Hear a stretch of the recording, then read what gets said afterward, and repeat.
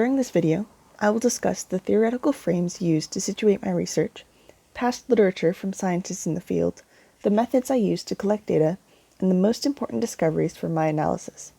I have found that the values placed on agroforestry and the benefits received from it contribute to environmental and social justice for Black, Indigenous, and people of color, or BIPOC. Previous research has shown that agroforestry provides those benefits through an increase in biodiversity and yield, but those articles haven't touched on the impact agroforestry has on climate justice. In order to fill that gap left by previous researchers, I knew I would need to determine the specific lenses through which I would analyze the collected data. The theoretical frameworks I chose were feminist standpoint theory and settler colonialism.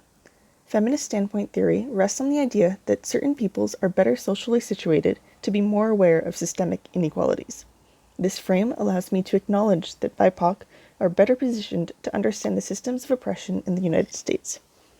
The second frame, settler colonialism, is centered on dispossession of territories, especially in the cases of resource extraction. It creates violent disruptions in the relationships humans have with the environment and is quite clearly seen in the history of the US. I chose these specific frameworks because through my review of the literature, I determined that agroforestry has the potential to exist as a bridge between Western and Indigenous cultures and knowledge systems. Where Western science is methodical and could be considered global, Indigenous methods are dynamic or adaptive and are often more applicable locally. In addition, any discussion on agroforestry needs to include references to the atrocities committed by Western societies against Indigenous peoples, especially surrounding land access and ownership. I discovered that the USDA National Agroforestry Center put together a strategic framework to further implement agroforestry across the US, or to at least guide its own agencies towards clear objectives regarding agroforestry. This framework and an interview with a researcher from the National Agroforestry Center provided the basis for how the US values agroforestry.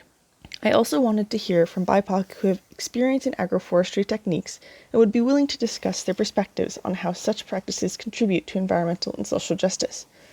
I was able to get in touch with various BIPOC-led organizations in the Troy, New York area, including Soulfire Farm, Scotticoke First Nations, and Friends of the Mohican Tuck. While I couldn't set up interviews with all of these groups, they each provided a plethora of information on how their practices led down social justice avenues. I'd like to share what I learned from my interviews and readings regarding the historical use of agroforestry, the transition to what we have today, and the bright future agroforestry could contribute towards.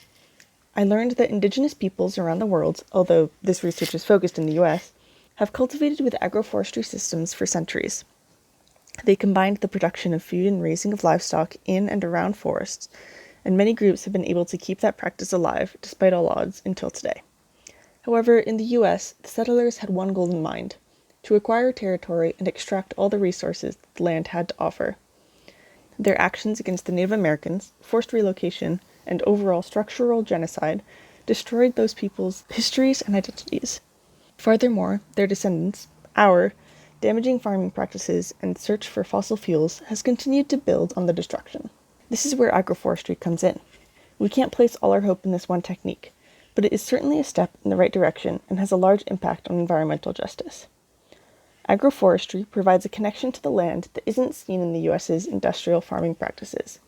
Instead of the soil being there for use, it is possible to cultivate a reciprocal relationship. That, in turn, establishes mutual dependence, where extraction is damaging to all involved, but any benefits are appreciated by many. This is the most important contribution to environmental and social justice, because land ownership by BIPOC is an issue that stems back to the structural genocide of Native Americans and the slavery of Black people. The benefits that are already recognized, those of biodiversity and increased yield, must only be taken one step farther and seen as direct contributors to social justice. An increase in biodiversity in urban communities would lead to more marginalized areas gaining access to fresh produce. They will be more secure in food access, and a network of such agroforest community gardens will provide noise reduction, carbon sequestration, and lower temperatures. Adopting agroforestry techniques, especially in urban settings, will lead towards climate mitigation and an increase in social justice. There are also already plans to form food forests, where native plants are brought back to dead forests, which will in turn bring back the animals. Conservation and sustainability only get us so far.